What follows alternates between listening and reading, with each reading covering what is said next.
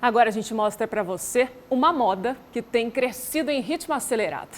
Nos últimos anos, muita gente se rendeu aí aos podcasts, que são gravações em áudio que podem ser ouvidas a qualquer momento e em qualquer lugar. Para quem consome, é prático, versátil, e para quem produz, ele é democrático e pode ser uma porta de entrada para quem quer produzir conteúdo multimídia.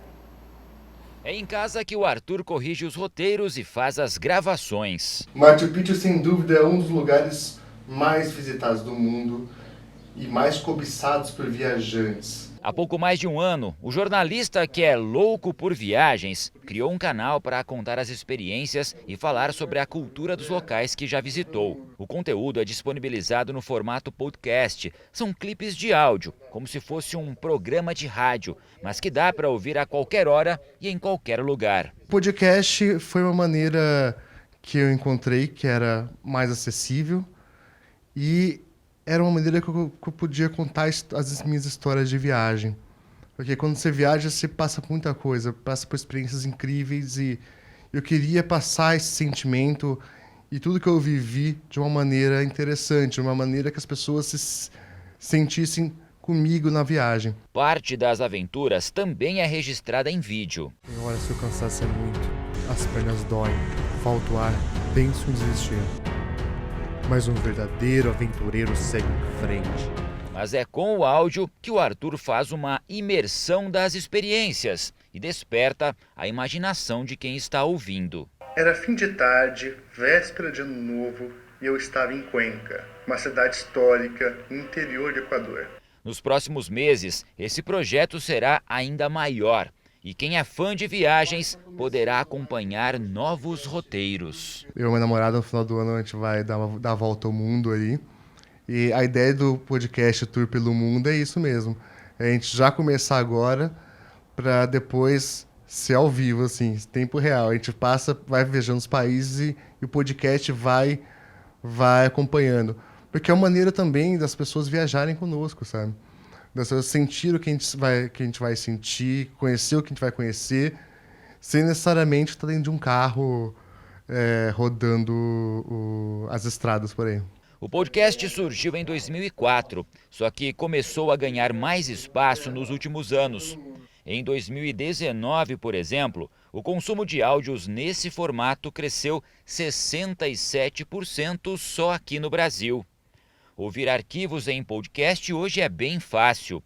Pode ser no computador ou no celular mesmo. A pessoa pode baixar um aplicativo e escolher entre os diversos canais dos mais variados assuntos. Temas diferentes não faltam. Essa galera é do canal Sanduíche.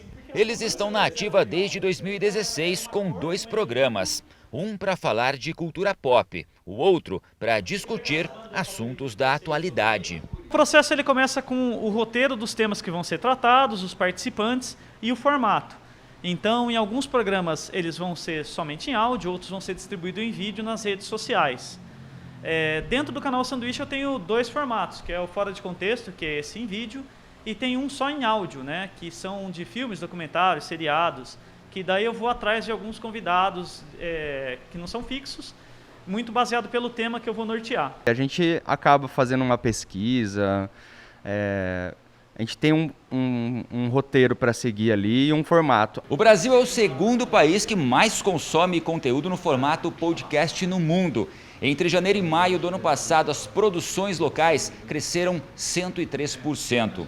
Essa turma aqui de Bauru aproveitou o período para ampliar o trabalho que eles já desenvolviam. E a criação de conteúdo ficou maior e mais descontraída. O Fora de Contexto ele surgiu assim, de uma necessidade de a gente trabalhar assuntos aleatórios, né? Então, a gente não tem um roteiro. A gente deixa bem fluir como se estivesse realmente sentado num bar e trocando ideia com os amigos.